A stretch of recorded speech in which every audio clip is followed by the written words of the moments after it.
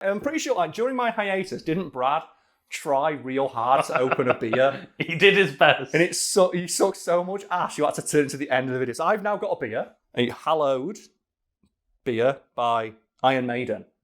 I just saw Iron Maiden on a beer. I fucking love Iron Maiden. So you're going to chuck me a random object to open my beer and we'll crack on. Oops. Okay, perfect. Right, sick. Woo. Perfect. Now that nonsense is taken care of, I should also mention that today's video is sponsored by the people who made this lovely shirt I'm wearing, Space Wolf, the artist. And we have a special package from Space Wolf. Can you pass me the package, Lucas? The package I'll of give Destiny. you the package, Carl. The package of Destiny. This large package. This large, thick, meaty package that we'll open at the end of the video. Dodgeball, A True Underdog Story, is a comedy film that eschews many of the tropes normally found in the genre, to the point its own ending is a colossal fuck you to its own audience. Something that would have been more apparent if the film's supposed original ending would have made it into the film. An ending so controversial, nobody's quite sure if it's real or an elaborate troll on behalf of the director. So, Lucas, what do you remember about the ending of Dodgeball, A True Underdog Story? I remember that, like, instead of getting that heroic moment at the end, they just eat shit and lose the competition. But then, isn't it like that they've put a bet on eating shit and losing the competition and then win?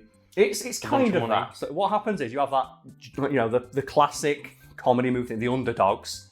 It's like where they're celebrating, and then Ben Stiller, who I should point out spends most of the film horizontal in the tightest pair of purple pants ever made, just nails Vince Vaughn's character, Peter LaFleur, with a dodgeball. And it's like, oh no, you guys lost. Oh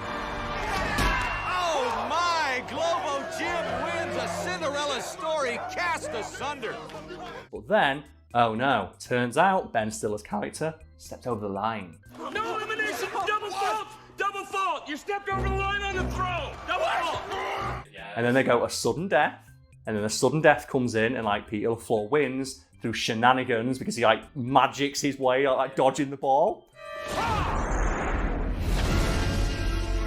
He is the coach's dead voice in his head of use the balls. While blinded, dodges down, just gets Ben Stiller with the dodgeball, and then Ben Stiller realizes, oh, actually you took a payout off of me.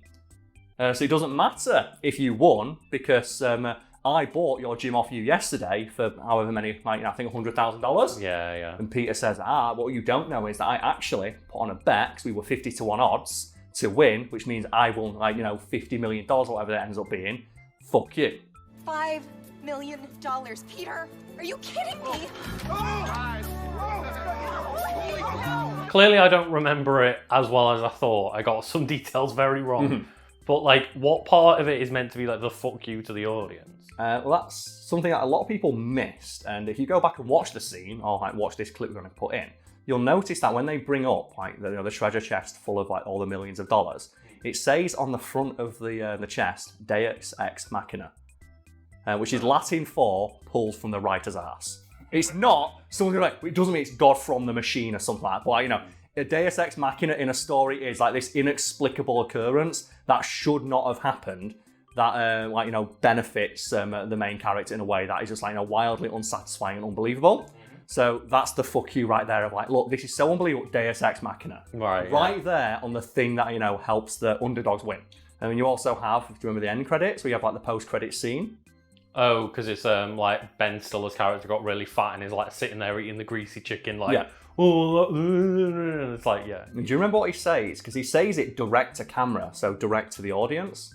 I don't remember the exact phrasing though. He says, I hope you're happy. Yeah, hope you're all happy now. Good guy wins, bad guy loses. Big friggin' surprise. A line that'll become more pertinent when I tell you the story behind how that actually got put into the film, supposedly. And also rallies against the fact it's so unrealistic that would happen. That's so stupid, good guys always win. Which is it's a pretty good point, because how many films, that's supposed to feel good films where an underdog wins, do the underdogs really deserve the win? Let's use probably the most famous underdog story there is at the moment, The Karate Kid and Daniel LaRusso.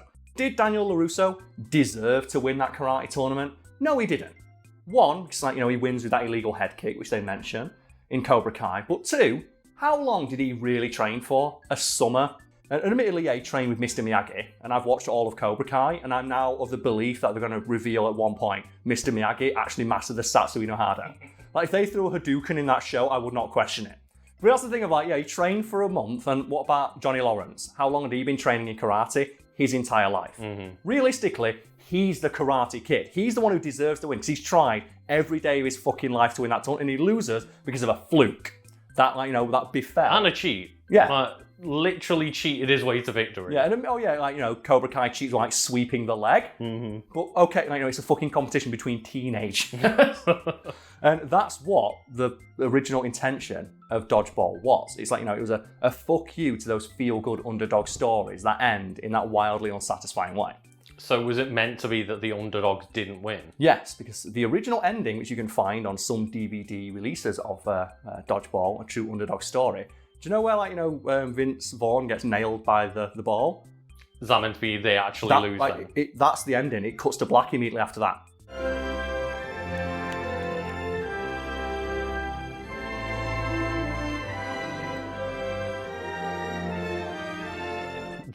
Yeah, like the original ending was supposed to be like when he gets hit by the ball, all of his team just go, we've lost. And then just cuts to the Globo Gym Purple Cobras going, yes, we are the champions or something plays. And then it just cuts immediately to the credits. And that was the original ending. I mean, that would have been wildly unsatisfying to watch, but a good flip on the trope. It's also as well, it keeps in theme with the rest of the film, which is a realistic portrayal of an underdog movie where you have Peter LaFleur saying, yeah, we're probably going to lose. It's like, they've got a team of the best people at dodgeball in the world, including a woman who can throw a ball so hard it kills a dude.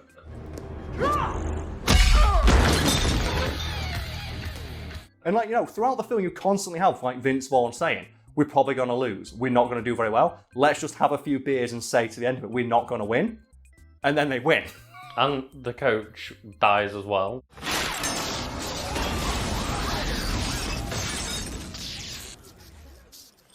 He gets killed by something called Luck of the Irish, which is another one of those pretty obvious hints that this film isn't gonna have the happy ending you think it is.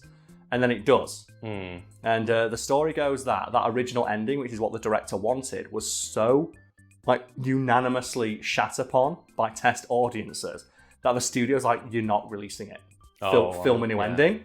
And it's unclear whether or not that ending was real, because so many people think, well, it sounds like a joke, because when you hear the director's commentary, he's talking about it in this is what I thought would be the original ending. But he's never really given an interview about it after the fact, and you can't really find anything else or anyone else talking about it. So no one's really clear if he did intend it to be the original ending or it's a joke. But we do know that he supposedly walked off set when the studio told him to change it. Right. And it's that thing of and I'm really sorry, and I hate when we have these videos when I don't definitively know the answer, but it's still really interesting that ending was filmed and it's included on the DVD. I'm sure we could get Ben Stiller on the phone, right? Well, that's the thing, Ben Stiller has talked about something similar to this, but not specifically Dodgeball. Right, okay. But it's just that thing of the ending was supposedly so poorly received, they made him go film that new ending. And the story goes that he intentionally made it as unbelievable as possible and had every character in the scene being like, this is fucking bullshit. Yeah. And that's why you have Chuck Norris coming at the end and was like, yeah, Chuck Norris is just here, yeah, that's fine. Thumbs up, average Joes can play. Thank you, Chuck Norris. Thank you, Peter. Can we just spend a minute to talk about how many good moments there are in Dodgeball and how almost all of them are just Ben Stiller just hamming it the fuck up? Oh, God. I can't pick a favourite moment of his. I mean, maybe the inflatable cod piece. That thing, the inflatable cod piece is good, but I think there's a not as prominent moment where it's still pretty good of when he's taking the girl out on the date. And she's like, I'm not interested. And he clicks his fingers and literally the second the guy pulls up on a moped. Just bang, moped. I don't know why.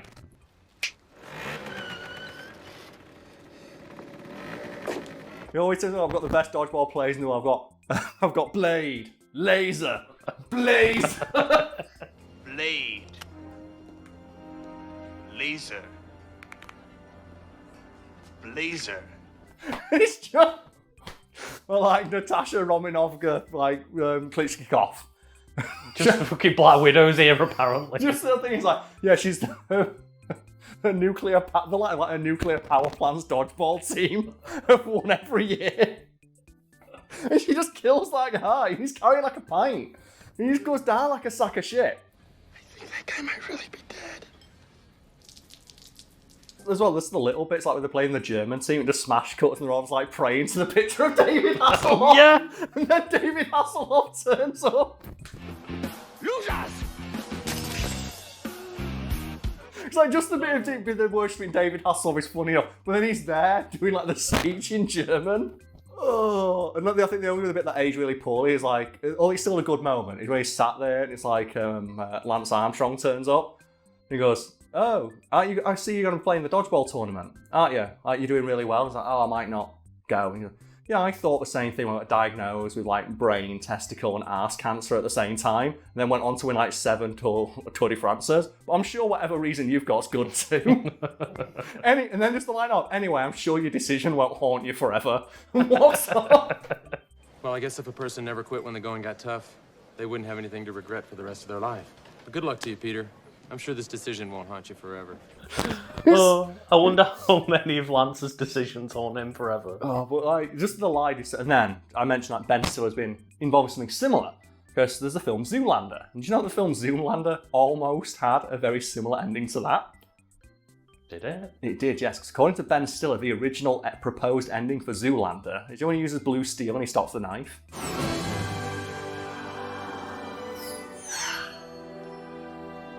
It was originally supposed to be a train, and it wasn't going to work. Oh. And he was just going to get hit by the train, and then it get smashed cuts annihilated. to Zoolander in heaven. Just in heaven. The fuck? Yeah. It's just that he's that stupid that he thinks he can stop a Yeah. train with his love. Then he gets hit by the train, it just cuts to him in heaven, but instead they reshot the ending. That's when you get the Derek Zoolander School for Kids Who Can't Read Good. And again, another film with just some fantastic moments of just, but why male models? Which everyone's going to say in the comments because he forgot his line, just said it again. Well, it does have like my favourite cameo of like, I believe I can be of service, like David Bowie!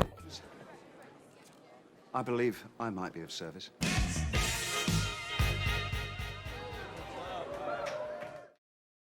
So nearby, Lucas, do you remember the criteria? The very loose criteria that Space Wolf handed down to us when they asked us to do this sponsorship, this collaboration, I should say. Well, I know that they must be referred to as Space Wolf, which I 100% Exclusively respect. referred to as Space, and they sent us a mysterious package in the mail that they would like me to open on video. And before I do, I should mention that this is based on a piece of artwork, and the original of which is destroyed upon creation. And that's such a baller move. It's so cool. It'd be like, there was a story I'll probably turn into a video one day. This band called the K Foundation got $1 million, I think it was, to make a new album. And what they did is they sat down in a warehouse and set it on fire and then deleted their entire back catalogue. And it's just that thing of, like, it's such a fucking baller move to just delete your entire archives. I strive to make something cool enough where it's impressive that I destroyed it. Yeah, and I will say, Space Wolf, like, if you are going to destroy something, if you send it to me, I'll do it on camera for free. That's a If you want to It's send a me good some way to do it. artwork, I will destroy it in a video for you. Because like, I love that idea of, once it's done and it's created, there's no more. See, because what we can do is like, that can be the last ever Fat Fiend video as we also burn down Brad's flat. And if you would like to go check out Space Wolf store, spacewolflimited.com, you can find this and more. I'm really curious And you about can this use one. the code Fiend as Fiend, well. yes, get 10% off your purchase. Thank you, Space Wolf. Yeah, it wraps so well. Oh god, this looks so fucking cool already. Oh, it's signed as well on the date it was made. Oh, this looks so fucking cool. This looks so fucking cool. Oh, yes! Oh my god, yeah. Oh, yes! Fucking Oh. Vecna. Now we have to argue about who gets to keep this. Because I've got so much cool fucking fan art and collaborative stuff in my house. And now we have to have the argument who gets to keep this and have it on, like, pride of place in their home. But thank you very much. And we need to bring up the other one they sent us. You have that, Nisha? Because some of you noticed like, that I didn't on the first viewing. They sent us another thing. This cool ass thing of like the warrior hunter they created. And it's just like, he has a gun that says eat, pray, kill on it. And I just want that. Can I please get a Nerf gun that says like eat, pray, kill on it? God, I've never really been into Nerf guns, but it did come out where like Destiny were like, would you like the Galahorn exotic rocket launcher that costs like $200? I was like, I'm really tempted. It's just the thing of like the only Nerf thing you ever need is that Nerf hatchet that you throw like a tomahawk. It's the only one you ever need because I got one, I think it was in Toys R Us, and I like surreptitiously slit it out of the packaging and it got a good like 80 feet across the store. And I'm like, that's lethal. I want 5. Well, thank you, Space Wolf, for sponsoring us. No, this is a collaboration. I don't like using the word sponsor because they've worked with us before. Yeah. And I really like that, they've reached back out again and they gave us so much creative freedom in regards to like what we'd record and what we'd say.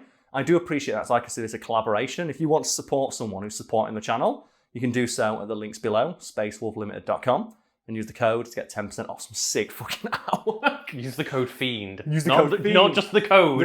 The code Fiend. And you can, it's good as well because the instant Nisha saw this, she immediately opened up their store and was like, "What else do they sell?" Yeah, like that's legitimately the thing because you said that you've worked with them previously, but yes, I wasn't they involved. This, yes. Yeah, I wasn't involved in that video and wasn't aware of the sponsor, but like, or the collaboration. But the moment you opened up these, I was like, "Holy crap, this is awesome! I want one!" Like, yeah. That's the thing when they did last time. They said you want like they did a bunch of like an Alien and Predator one, and I was like, I can't take it because obviously it's a lot of work to send. Just send me a T-shirt instead. And for this time, they just sent me this without prompting. Yeah. They just contacted me and said, I've already sent it because we know we want to work with you again. Stop trying to be modest, Carl. We've sent you it. That's the thing they did. They'd already sent it to me before I had a chance to say no. And I just like got an email like it's at the office, but I don't own anymore. But thank you very much, Space Wolf. It's very much appreciated.